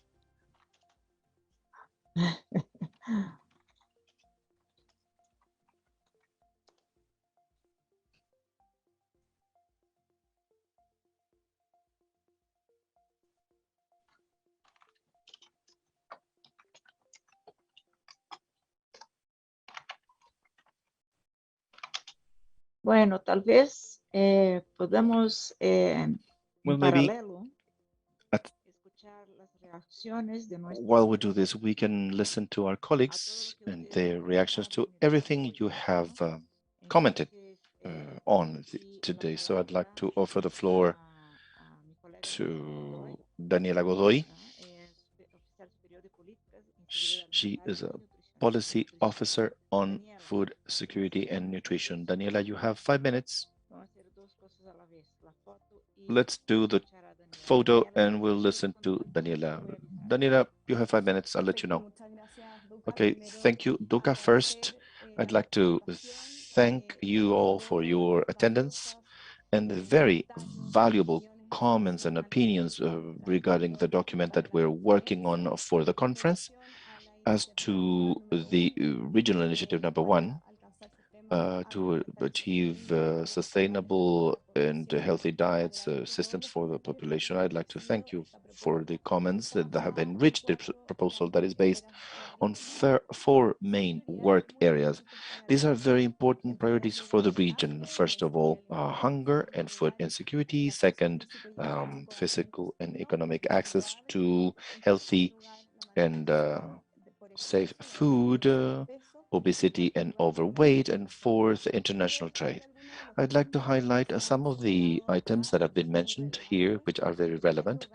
First of all, I'd like to recognize the importance for our regional initiative, the ODA, Observatorio de Derecho a la Alimentación. All the research conducted, all the research and all the work that has been conducted has been key to be able to drive important policymaking, legislation, and also actions in the region that have contributed to improving and achieving the right to adequate nutrition. It is very important that we continue to foster this alliance, so that we continue to work together, so that we can keep fostering public policy in these four priority areas that I've mentioned already. And I'd like to highlight that there what Gabriela and Alejandra mentioned. So thank you very much for the work you're conducting. So we will continue to foster these alliances that are so relevant. Second, I'd like to refer to what Teresita and Karina have mentioned through the chat and because of their questions regarding nutritional education. Thank you for sharing your thoughts. And you should know that we've been working on a nutrition education initiative that is, of course, connected directly with the contribution that FAO can make to the different countries in order to build nutrition education capacities that can be added to all the other public policies and legislations that are being driven in order to achieve healthy diets for the whole population. So that is also very important. And I have shared the document in the Q&A, and I'm going to share it now over the chat. Also, it is very important to mention as to the physical and economic access to healthy food. Two aspects. It is very important to also ensure that that food are safe. Access to healthy diets, of course, includes aspects of food safety, and that's why we are focused on that agenda. Also related to markets, food supply, and international trade issues that we are addressing from regional initiative number 1. So I'd like to highlight that as well. Another topic that was highlighted, for example, by Mirta, was how we can, what can we do to achieve healthy diets, not only requiring one type of action, but a set of public policies, and to say that we know that 113 million people in our region do not have access to healthy diets. Therefore, there's a whole agenda that we're developing related to the cost of healthy diets and how we can contribute to creating evidence about what are the public policies and also the best practices that we can drive in order to ensure better nutrition in vulnerable populations, and also provide access to healthy diets that are part of the programmatic scope of our strategic framework in the area of better nutrition. I would also like to mention that the role of academia is key.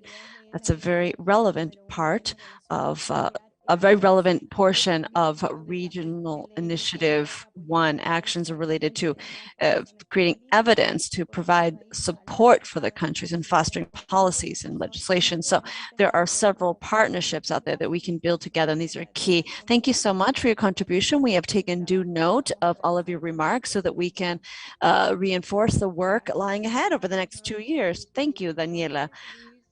Luis Netuski will take the floor now. He is in charge of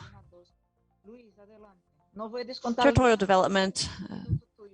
He's a policy officer at AGROCLUSTER, and you have just five minutes, okay, to make your final remarks. Thank you, Duca. I will be very brief. First of all, I would like to thank all of you for your remarks, all of you who have participated. Thank you for taking the time to read the document and to share your perspectives with us. We have taken due note of all of these. I think there's a key message here that we've heard from you, and that is that we're headed in the right direction. Of course, there are some areas that we could further, but I have not heard any major criticisms, that is, and that's fabulous.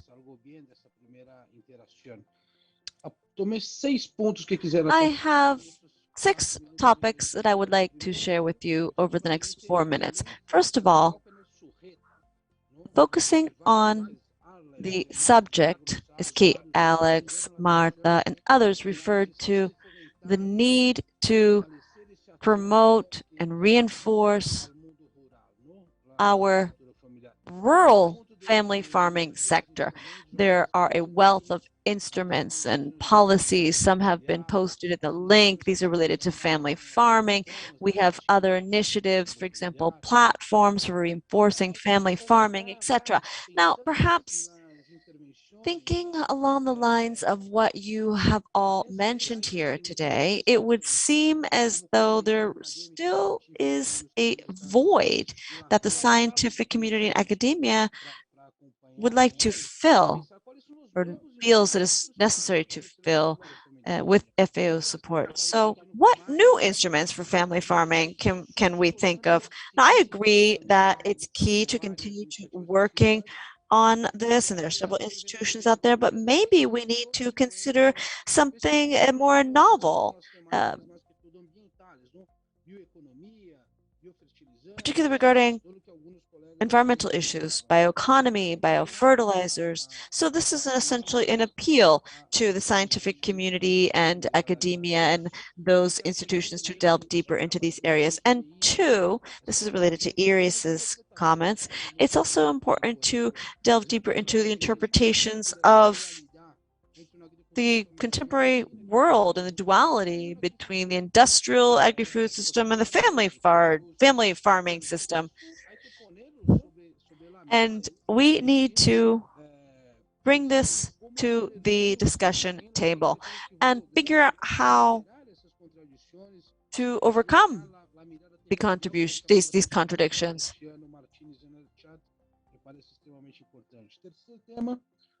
I also agree with the importance of Luciano's comments in the chat.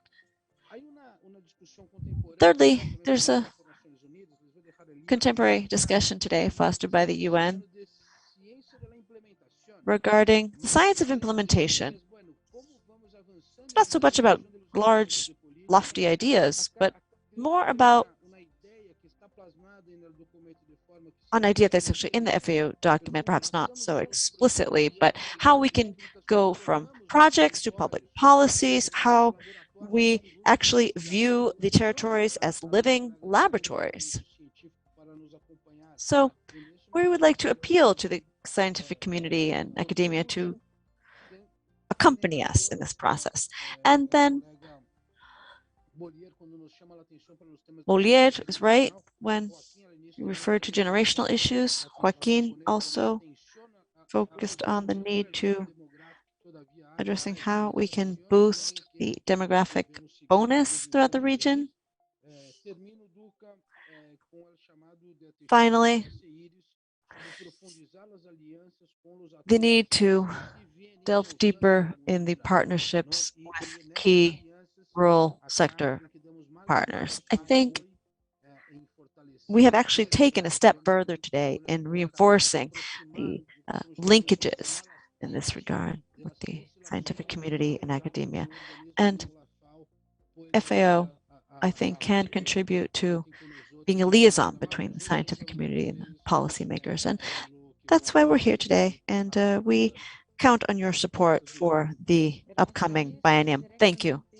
Thank you, Luis. Let's go to Maria Soledad Bastida, Senior Policy Officer for Agricultural Land and Water Systems, in charge of Regional Initiative 3. Sole, the floor is yours. Thank you. This has been a very extremely interesting conversation. Thank you for all of your contributions. With regard to Regional Initiative 3, as you know, we try to foster sustainable and resilient agriculture. In other words, we are trying to minimize the impact of on natural capital, agricultural systems. And there are several issues that have been brought up today. Allow me to refer to the first one, which is linkages between decision makers and academia. This scientific community, this was mentioned on several different occasions. I don't think there's much more I can add to what Luis mentioned, because this, in the end, is an appeal to further our ties, those ties, because the gap existing, the divide with regard to scientific development and knowledge and problem solving and decision makers is a significant divide. And we here at FAO play a role in working at all the various levels. Fortunately, we have a broad portfolio of local projects, regional, etc., and we work closely with the governments. Therefore, I think we are an appropriate liaison, and we hear your appeal for working together on knowledge management and finding a way to bring this knowledge to and the results of the research projects and studies to the decision makers. And locally, of course, by integrating these projects into local decision makers and through joint dialogue so that we can bring all this wealth of knowledge to the national policy level. I would also like to refer to fisheries. 2022 is the International Year of Fisheries and Artisanal Fisheries and Aquaculture. FAO will continue to do this. We'll continue focusing on illegal fishing, monitoring, boosting the capacity of small-scale fisheries, coastal preservation, etc. The third point is the loss of biodiversity throughout the region. This is something that has been brought up significantly. It's a broad subject. There has been mention of the desire to prevent the expansion of monocrops and how we need to strike a balance between export needs and the needs to reinforce different systems, diverse systems, family farming, family plots, for example, and how at the same time we are able to conserve and preserve biodiversity, excuse me. That is also related to pest control, reinforcing pest control by biodiversity, maintaining biodiversity, the species and ecosystems is helpful in this regard. We also have a broad portfolio of 20 projects in the region for carbon neutrality, helping the countries to meet anti-degradation or meet degradation targets, soil degradation, soil restoration, soil ecosystem restoration targets, and funding was also addressed.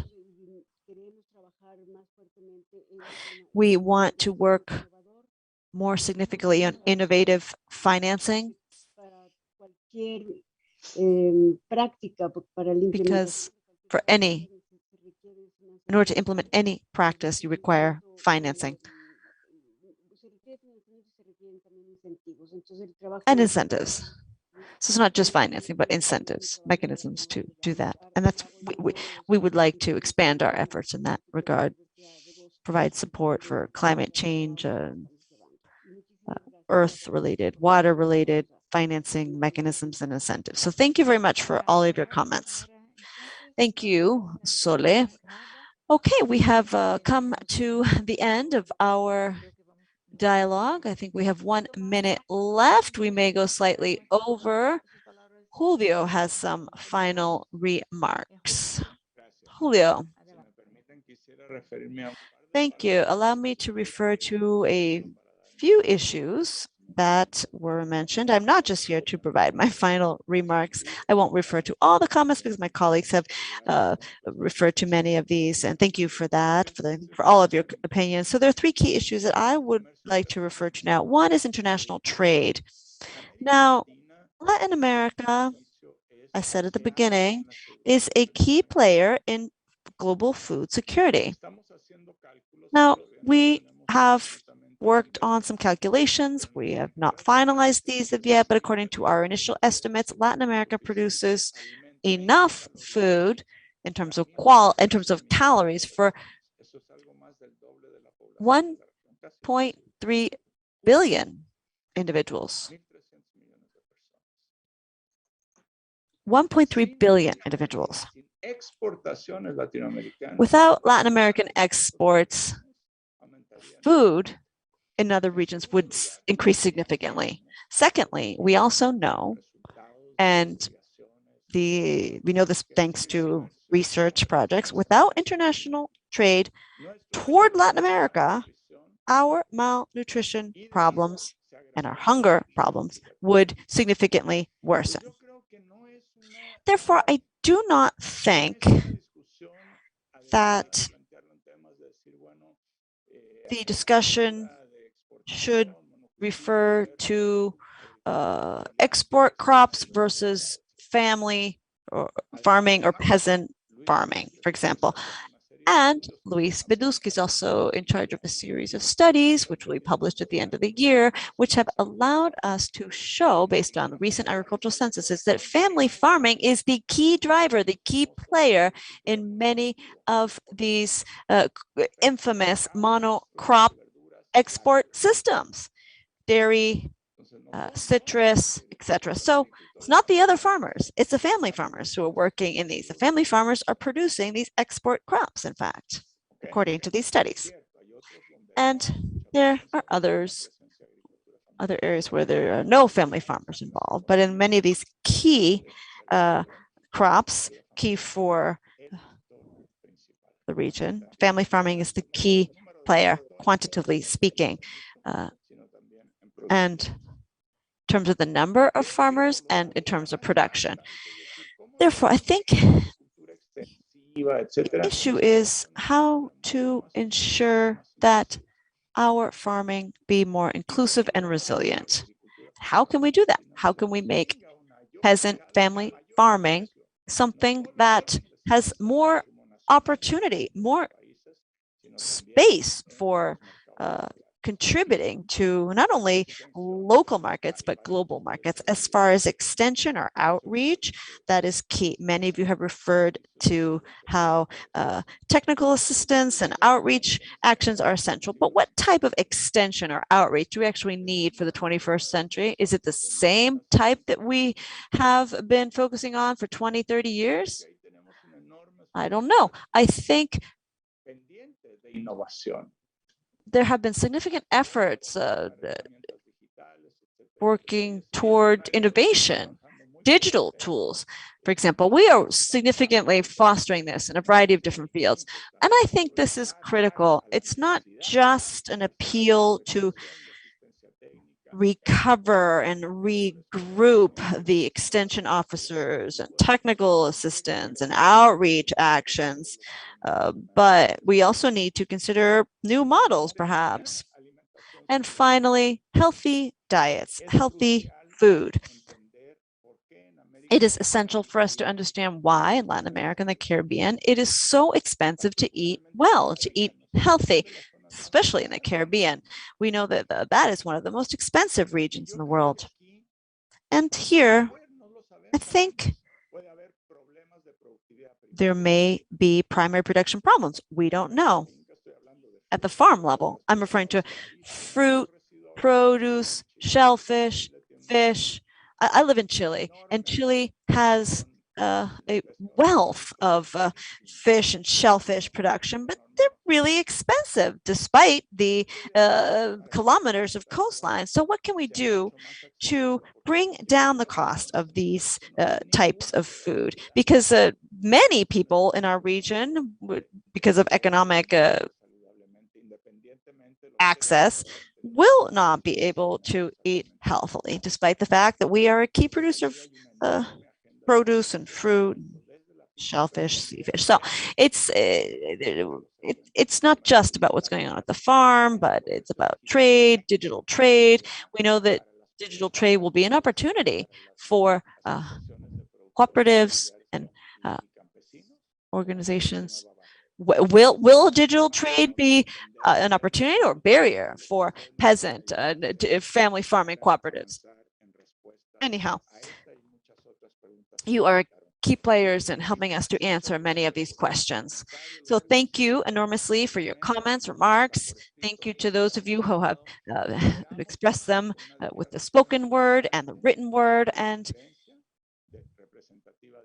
we are pleased to see that the sector will be well represented at the conference, and we are looking forward to your delegation. And this is open to those who are willing to participate. It's not just about a report, but rather the participation will be part of the conference's official report. So thank you.